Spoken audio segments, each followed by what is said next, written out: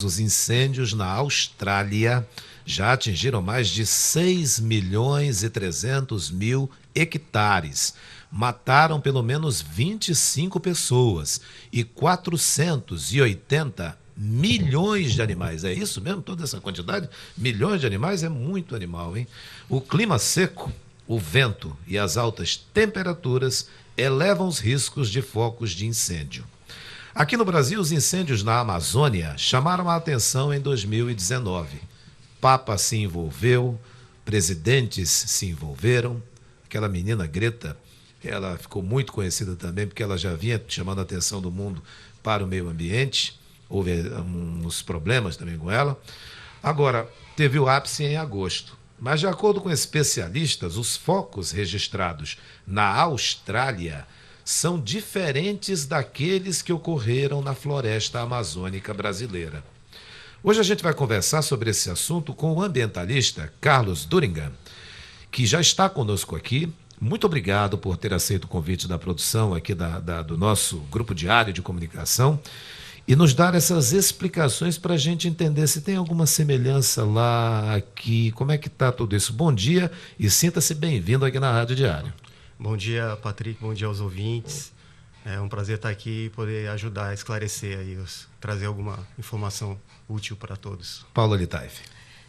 Carlos, porque parece que o mundo aparenta se sensibilizar mais com os incêndios da Amazônia, embora seja em menor escala, do que os incêndios da Austrália?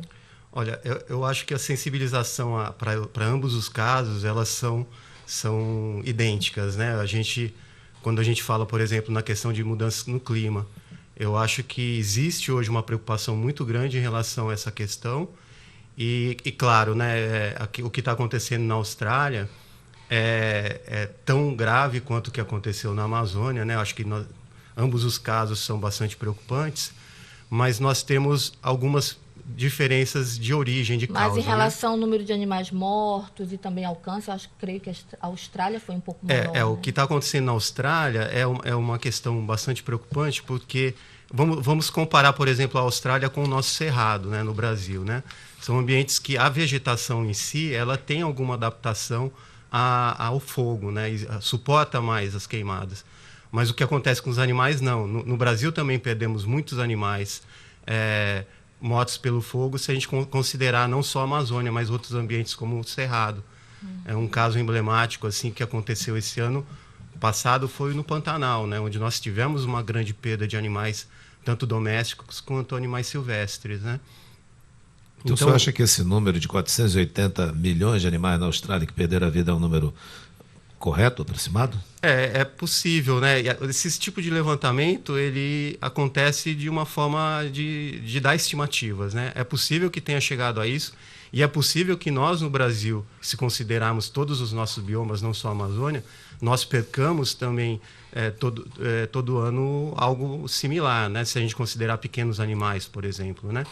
Mas o fator preocupante de ambos os casos é que nós estamos passando por mudanças significativas no clima. Então, por exemplo, eu trago a lembrança de todos o que aconteceu em 2015 aqui no Amazonas. Nós tivemos um aumento significativo de queimadas naquele ano, muito mais do que o normal, por estar vivendo um ano de seca mais acentuada, né, com um ano de El Niño. E isso é o que aconteceu esse ano na Austrália, né? É um ano de seca atípica, né? Já por um ambiente que já é árido por natureza, né? E isso fez com que os incêndios naquela região aumentassem de forma significativa. E, Carlos, qual é a diferença aí para os internautas que nos acompanham pela TV e rádio? Qual é a diferença entre os dois tipos de incêndio, tanto da Austrália quanto da Amazônia? O tipo de floresta, a umidade, só para a gente compreender. Isso. O ambiente da Austrália, as florestas da Austrália são florestas mais áridas, né? Vamos dizer, são ambientes comparáveis às savanas africanas, ao cerrado brasileiro, né? E nesse tipo de ambiente, a causa do fogo muitas vezes é natural. Não quer dizer que todos os incêndios nessas áreas são naturais, mas boa parte, às vezes, são. Isso acontece normalmente, mas em período de grandes extremos, como foi esse ano, acaba perdendo o controle e fica difícil o combate a esses incêndios. Aqui na Amazônia brasileira, a gente tem visto há denúncias aí, inclusive algumas pessoas detidas, dos chamados incêndios criminosos mesmo, né? Isso. E que se alastram e por aí vai. Tem aqueles outros incêndios que o caboclo do interior costuma fazer, tem até um nome lá para aquilo lá também, que agora me fugiu esse nome, mas que é algo controlado que eles fazem ali para plantar alguma coisa. Claro. Na Austrália, os incêndios não foram criminosos, então? Eu acho que existem muitos casos de incêndios provocados, e esse incêndio que aqui costumamos chamar de fogo que foge, né? Nós temos ambos os casos aqui e ambos os casos lá. O que aconteceu no ano passado é que não foi um ano de extrema seca, nós tivemos um ano de chuva, até um verão chuvoso, tanto que em setembro, outubro do ano passado, nós tivemos mais chuvas do que o normal para a região. Isso até ajudou ao combate aos incêndios aqui na Amazônia, né? Mas nós temos, sim, casos. O nosso incêndio, digamos assim, na região amazônica, ele está em parte relacionado a frentes de desmatamento, incêndios criminosos, né? E muitas vezes, em anos mais secos, esse fogo que foge, né? Que é o fogo que é utilizado para abertura de áreas de agricultura tradicional, e que, em anos muito secos, eles perdem o controle e acabam atingindo áreas de floresta. Isso acontece, a gente acompanha e convive em muitas áreas aqui do interior, e 2015, eu cito novamente, foi um ano que aconteceu muito isso. Por exemplo, no Rio Negro, nós tivemos muitas áreas de fogo fugido para floresta de igapó, que é uma floresta inundável, né? Que você pensa assim, bom, floresta inundável não é tão combustível quanto a de terra firme, mas ela, em períodos de extrema seca, ela chega a ser até pior, porque ela tem uma cobertura de folhiço no chão, que em tempos de extrema seca, essa área fica extremamente suscetível ao fogo. Carlos, então aí os estragos que ocorreram na Amazônia, nas queimadas esse ano, que vem ocorrendo, e os estragos que estão ocorrendo agora na Austrália são bem diferentes, é isso? São impactos distintos, né? Mas a preocupação deve ser a mesma. A cada ano que passa, e pensando que nós estamos passando por um período de transformação no clima, nós precisamos... tem um processo que é até utilizado no meio científico e ambientalista, que é o processo de adaptação. Nós precisamos cada vez mais nos adaptarmos a esses períodos e promover, por exemplo, o uso controlado do fogo quando é necessário, porque obviamente nós entendemos que o uso do fogo é necessário muitas vezes, né? Mas fazer de uma forma manejada, uma forma controlada, e estarmos preparados para momentos de crises como esse.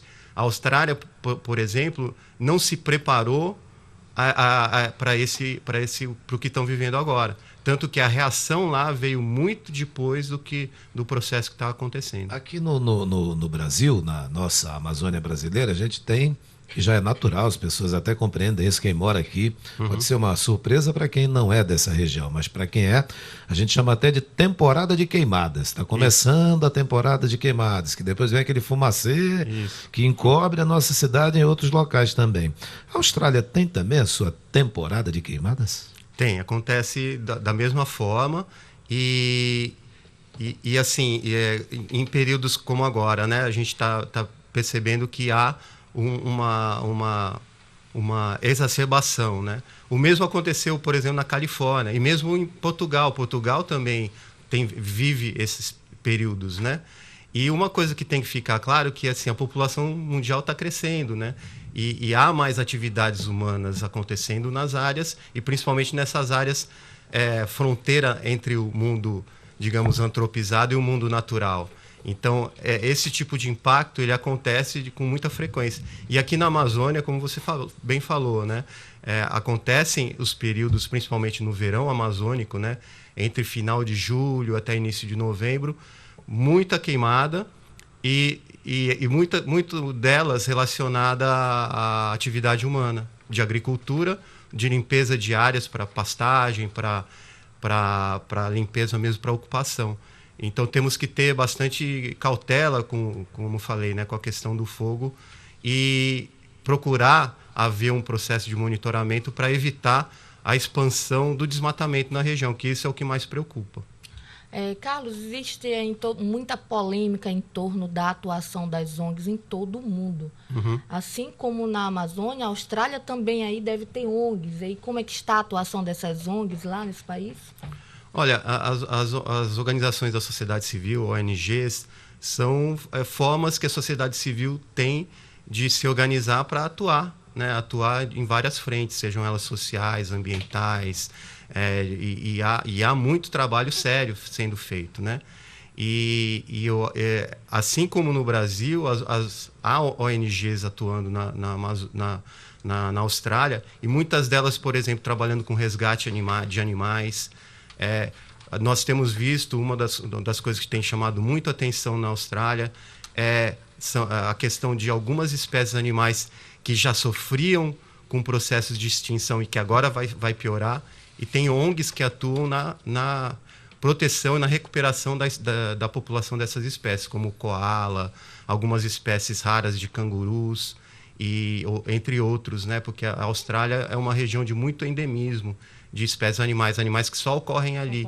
Só existem ali, né? Isso. E aí há muito trabalho sendo feito nesse sentido, inclusive no trabalho de recuperação de áreas onde o fogo já destruiu boa parte da vegetação. E essas imagens dos koalas, dos outros animais ali muito queimados, poxa, ainda vivos, felizmente, chega parte do coração da gente, sim, a gente não consegue entender. Carlos Doringan, ambientalista, nos ajudou a entender melhor a comparação entre os incêndios que ocorrem na Austrália e os que aconteceram aqui na Amazônia brasileira. Muito obrigado por sua participação. A gente espera contar com o senhor mais vezes, tá bem? Sim, fico à disposição. Um bom dia para vocês e aos ouvintes. Muito obrigado.